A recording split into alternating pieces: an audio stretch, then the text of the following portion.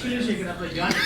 আমরা এই কথা বলছি যে এখন থেকে ওনারাই দেখিয়েছিলেন, এখন থেকে বছর দশেক আগেও আপনি সিস্টেম লস ছিল তাদের 40%, তাদের যে সিস্টেম লস ডিস্ট্রিবিউশনের সিস্টেম লস ছিল 40%। আমরা কিন্তু বলেছি তখন তারা দেখিয়েছে যে 40% থেকে কমাতে কমাতে তারা 5-6% এর সিস্টেম লসটা নিয়ে এসেছে। আমরা সেটাও বলেছি যদি 40% থেকে সিস্টেম লসটা যদি 5% এ নেমে আসে তাহলে আপনাদের উৎপাদন খরচ তো অনেক কমেছে। উৎপাদন খরচ কমেছে কিন্তু বাট আপনারা বারবার প্রাইস বাড়াচ্ছেন, এটা যৌক্তিকতার ব্যাপার, সেটা কিন্তু আমরা বলেছি। এদিকে আমি আপনাদের দাবিও যৌক্তিক, আবার সরকারও তো তাদের যুক্তি দিয়ে দাম না।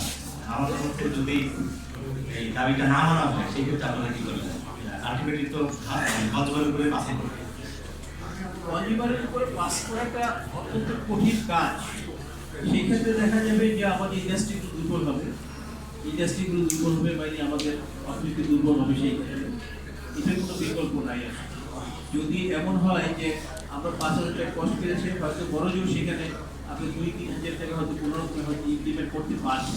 আমাদের যেটা নাকি মনে হচ্ছে হয়তো প্রথমে 200 টাকা 500 টাকা করে বাড়িয়ে, কিন্তু 5,000 টাকা হঠাৎ করে এটা বাড়িয়ে সেভাবে আমরা কখনই পাস করতে পারবো না এবং সেই সক্ষমতা।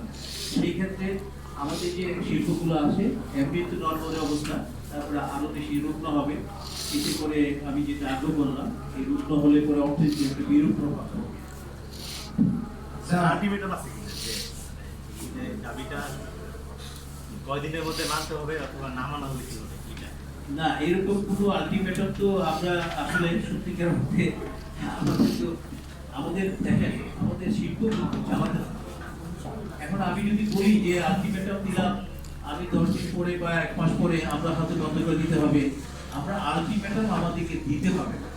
আসলে এভাবেই আস্তে আস্তে বন্ধ হয়ে যাবে এবং লোকজন আপনার চাকরি হারাবে, আস্তে আস্তে ব্যাংকে টাকা দিতে পারবে, তাতে করে আপনার ঋণ খেলাপি বাড়বে, ব্যাংকের টাকা পাবেন, অর্থনীতি ক্ষতিগ্রস্ত হবে, মানুষ এমপ্লয়মেন্ট হবে, বেকারত্ব রাখবে। আমি একটা বলতে চাচ্ছি যে বিদ্যুৎ বাড়ানোর কারণে